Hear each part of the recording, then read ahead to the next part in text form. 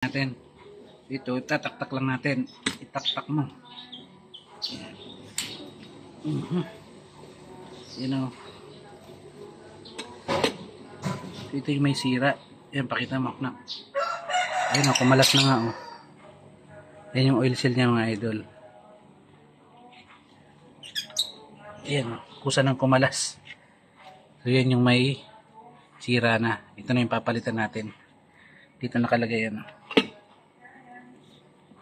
Yan o. So maluwag na. Maluwag na talaga. Ito matagas na. So importante natin maaagapan agad to kasi langis to eh. So langis ang buhay ng makina. So pag pinabayaan natin to, nabawasan yung langis natin. Tsaka pagka na-damage ng malaki to, ubos yung langis natin. Ito may bakat ng langis. Tumulo yun sa L3 natin. Ano pa yung kumakatas dito? Tumutulo, silipin natin sa ilalim.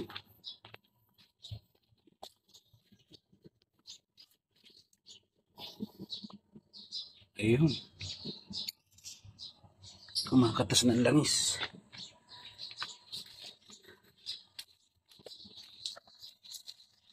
Ito. Yun o. Alternator. Yung alternator natin, kumatas. Uy pa, ano ginagawa mo dyan sa ilalim? Mainit ng panahon ngayon. Sarap matulog pala dito. Sarap matulog. Ano, masakit sa lihig. Hindi, may tagas na kasi yung alternator natin. Amin yung camera, papakita ko. Ito kasi mga idol yung unit natin. May tagas yung alternator natin. Ayan o. Kita ba? Lawan muna natin. Naglalawa. Ayan o. So may tagas yung ano niyan. Gawa ng sa oil seal niya. Baka luma na. So ito muna yung mga kakalasin natin. Ayan o. Madaling pala dito sa ano, ilalim. So itong kakalasin natin na yan. Yan. Lagyan mo natin ng ilaw. Yan, may ilaw pala. So ito yung mga kakalasin natin. Yan. Tsaka ito rito. Yan, ito na rin yung sakit na yan. Itong sakit na to. Yan. Ipipress lang natin dyan. Yan. Hugot na yan. Tapos ito ang kailangan natin ng sakit. Itong 14mm. Ito 10. Tsaka ito, bago natin matanggal yung belt na yan, pag naluwagan na natin, natkalas na natin yung mga hose na yan, ito, meron tayong luluwagan sa taas. Para ito naman mabend natin. So ito, luluwag na yung belt na yan.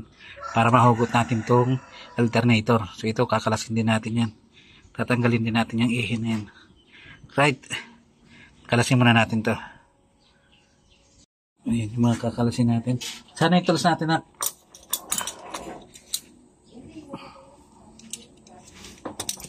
Nain mo natin itong sakit. Diyan ka muna.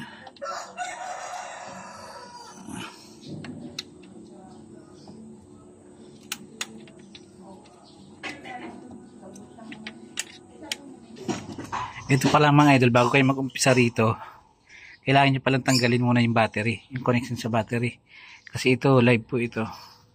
Ayan, baka pag tinanggal nyo yung socket yan, magdikit yan dito sa ano, mag-spark. So kailangan mo natin tanggalin yung battery. Ito, nakalas ko na yan. Yan, kailangan natin tanggalin yan. So kailangan nyo muna tanggalin yung battery para walang problema. So next natin tatanggalin, ito na 14 at 17 pala yan. Unahin muna natin itong isa. Yan.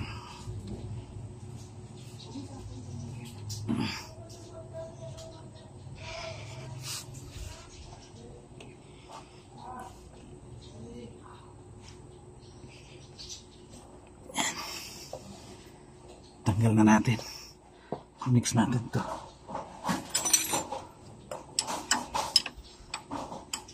$17. Ay ko. Dadalipay muna natin.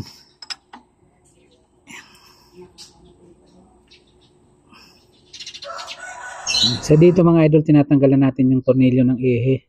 Dahil yun na yung tatanggalin natin. So medyo matigas kaya binalik muna natin yung tornilyo. Saka natin pinukpok ng sakit. Yun. So ito, hugutin na natin yan. Tanggalin muna natin tornilyo. Ayan. So ito, ingat lang pag nakahiga kayo kasi mabigat itong alternator na to. Kailangan nasasalo natin habang tinatanggal natin ang tornilyo. Kasi kung mag-isa lang kayo dyan, mabigat yan. Walang buwelo pa naman sa ilalim. Kaya ang ginawa natin yan, di muna natin binaklas sa taas. Para meron pang nakaabang, may nakakapit pa. So kung matanggal man natin yung tornilyo na yan, ayan natin, natanggalan natin. So hindi agad babagsak dahil nakakapit pa yun sa taas. Yan. So nakalas na natin. Pero hindi gumalaw yung alternator kasi may nakakapit pa yan sa taas mga idol. So ito, tatanggalin na lang natin yan yung nakakapit na yan tornilyo. Saka natin sasaluhin. Ayun o. Mahirap lang talaga dito pagka mag-isa ka lang. Saka yung pwesto natin walang buwelo. So yan, gagalawin na natin para kumalas dyan. Yan. So medyo hirap tayo. Kaya nagpapaniguro tayo. Dahil mabigat yung alternator na yan. Pag ganyang posisyon, wala tayo sa buwelo. So dito malapit na yan. Tatanggalin na natin ng buo yung tornilyong nakakapit pa. Para matanggal na natin. Ay, nakikita nyo naman yung naglalawa na yung mga yung matagas-tagas dyan. Yun. Yun oh. Tumagas pa yung langis.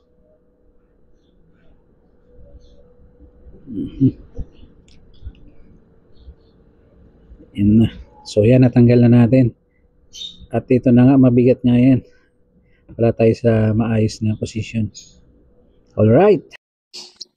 Dito na mga idol yung alternator. Yan, nakalas na natin. Ang dumi na oh. Tutukan mo nga na. Yan. Dahil nga yung oil seal nito, baka luma na. So kung doon na dumadaan yung langis. So ang panlinis natin, bibili tayo ng kerosene. Pero gasolina pwede rin para mas bilis matanggal yan. So dito, ito muna yung unang tatanggalin natin. Ito yung pinaka-pump ng langis. Papunta sa oil filter. Meron dito 3 tornilyo. Ayan. Tingnan natin yan dahil matagal na itong hindi na siya. Dito.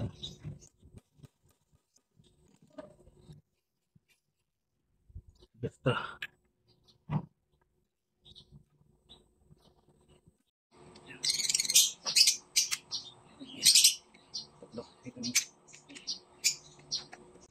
Madumi nga lang buhay mekaniko. Pero kaysa kasi ibabayad pa natin to. Mahal ang labor din ito.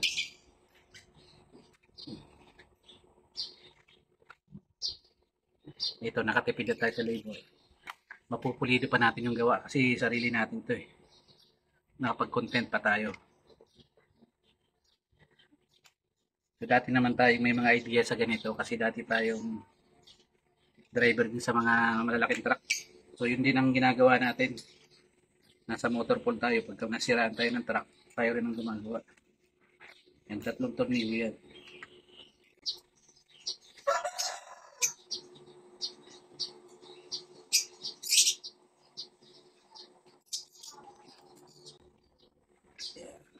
Yan o.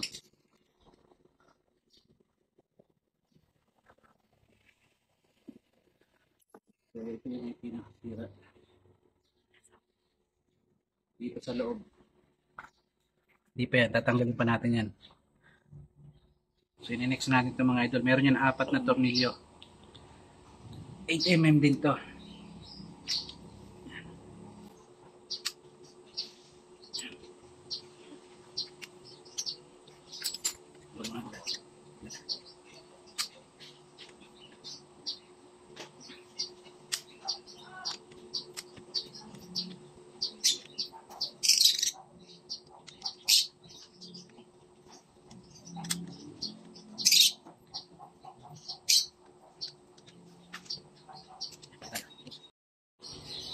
So ito pag malambot na, palit tayo ng socket wrench para mabilis.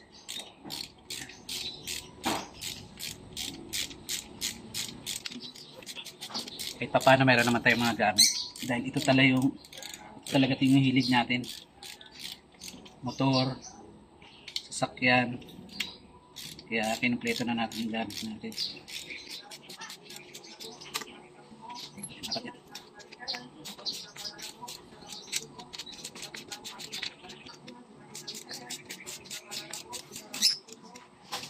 Ayan, natanggal na natin.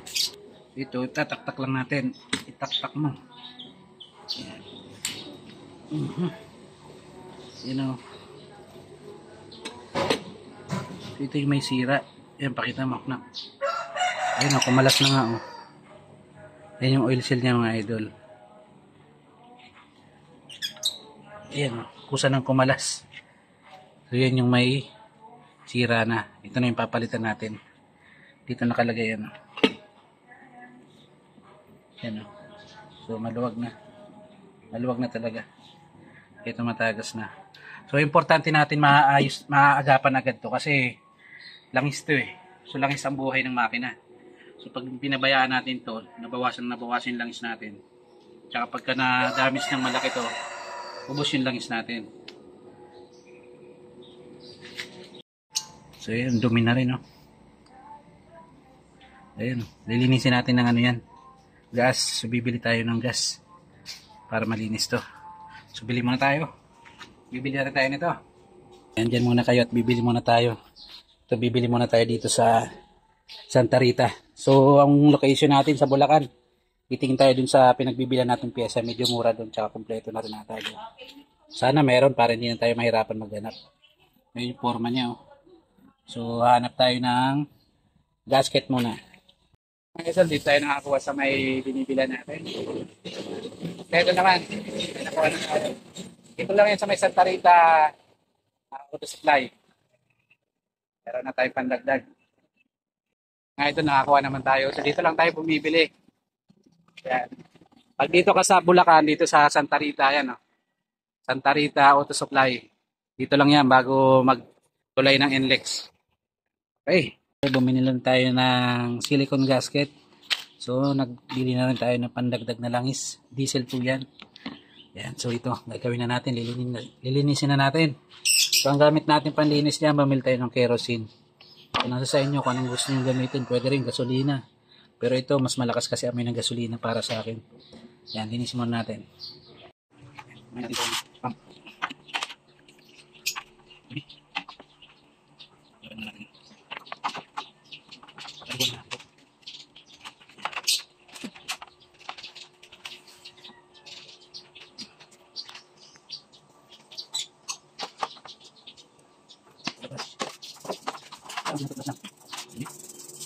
Dito na isa yung langis.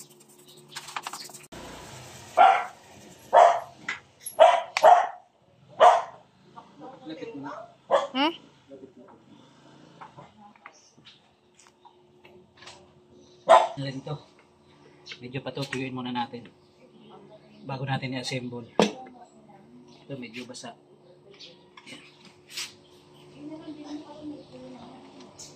Ito lagyan muna natin ito ng magic na ito.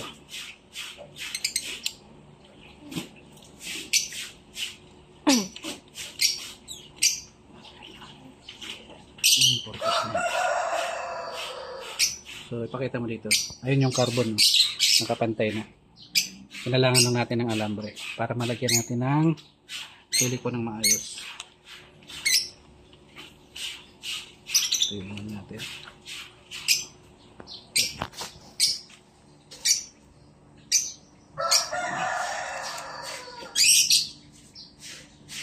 Barado pa.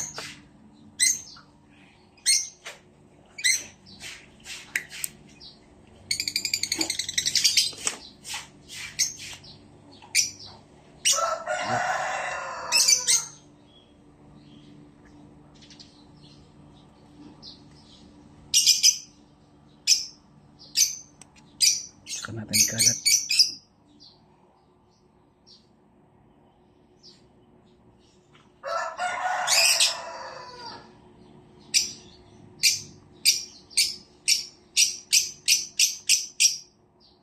Ingay ng ibig natin na.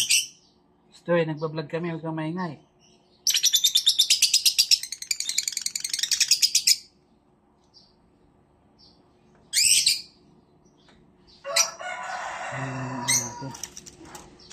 yung gasket. Ito naman balik para naman to.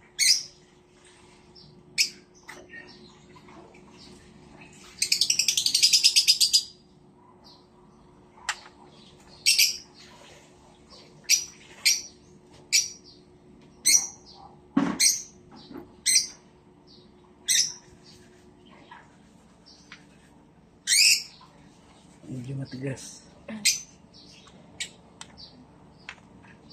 Kailangan natin ng ito.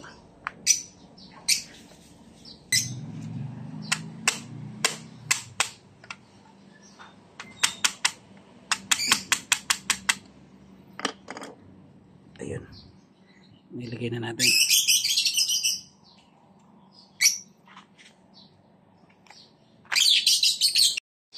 Ayan na. So na-fix na natin yung gasket. I-assemble na natin to. Ayan, yung carbo naman nakapantay na.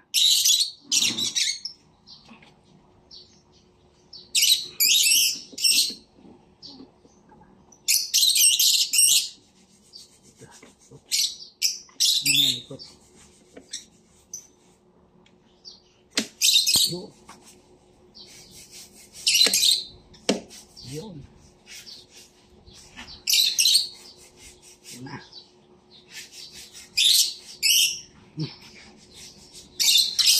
Saka natin balik yung mga tornilyo. Apat.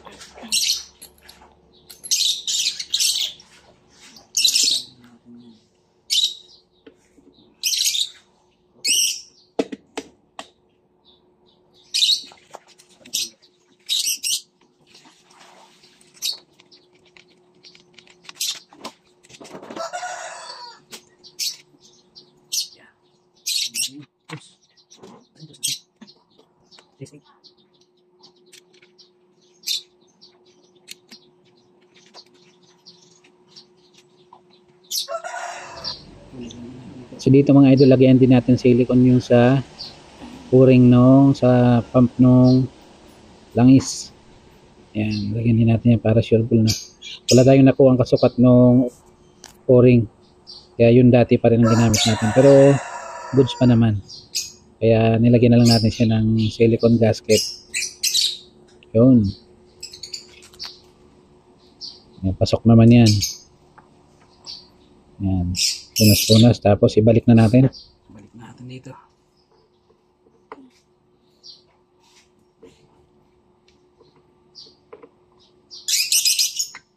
Ayan. Yung.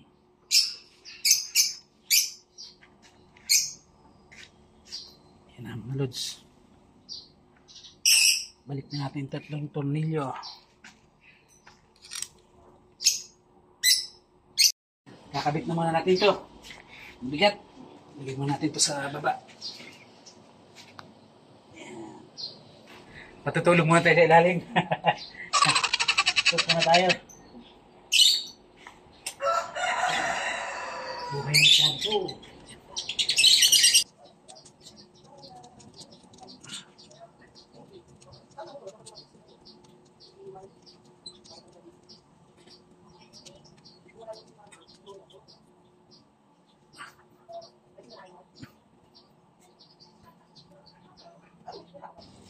Ito na yung mga sakit.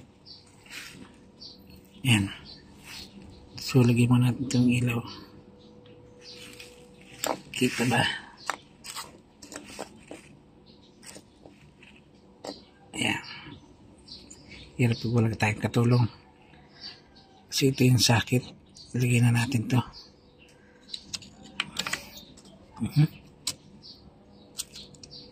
Yan na yan. Tapos, nawala yung camera. Ito, yung belt na yan mga idol, nailagay na rin natin yan. Yan o. So, pag maluwag pa yan, dito may adjuster yun, yung tornilyo na yun. Ayan. Yan, yung tornilyo na yan. Yan, yung tornilyo na yan. Yan ang adjuster nyan. Pagka higpitan nyo at saka luluwagan yung belt na yan. Ayun o. Ito. Wala na kasing ilaw yung camera natin. Yun yung tornilyo na yun. Yun. So, ito mga ibabalik na lang naman mga house na yan mga idol. So, doon tayo sa taas. Update tayo maya maya. Kakabit muna natin ito. Mahirap pag walang katulong sa cameraman. So, yan na mga idol. Na-check na natin dito yung belt sa taas. Ito lumuwag din. Higpitan na lang natin. So, kailangan hindi siya maluwag. Hindi rin ganun kahigpit. Ayun sa baba. Na-check na rin natin yung higpit nun. So, pag na-higpitan nyo na rito, ayan dito kasi ayun, yung tornilyo na yan. Ayan mga idol. Ilaban natin. Mahirap talaga pag walang taga-video. Ayan, dito, may lock yung higpitan dito ng sa ano, yung sa radiator, ayun, sa adjustment niya. Saan ba? Nakikita ba yung ito. Ayan, may tornilyo dyan. So, pag naigpitan nyo na dyan, double check nyo dun sa baba. Hanggat maaari, maigpitan nyo rin yung ehe. So, i-check natin sa baba yung ehe. So, dito mga idol, check na rin natin dito. Pan-double check na lang to. Itong ehe na yan. Pag final tayo, igpit na rin natin yan. Para all goods na. So, after nito, paanda rin na natin. So, i-check muna pala natin yung langis. Kung marami yung binawas. Silipin na natin sa ilalim mga idol. So, ayan o. The moment of truth. All goods na siya. Nawa natin. Ayan. Wala ng tagas. All goods na yan mga idol. Alright. Yan. Ayos. So yun mga idol, ganun lang yung ginawa natin. So nakatipid na tayo. Nakapag-content pa tayo. So yun, kung bago ka lamang sa ating channel, please like, share, and subscribe. Siyempre, paklik na rin ang ating notification bell para updated tayo sa ating mga video na ginagawa. Mga tutorial. Alright. Ayos.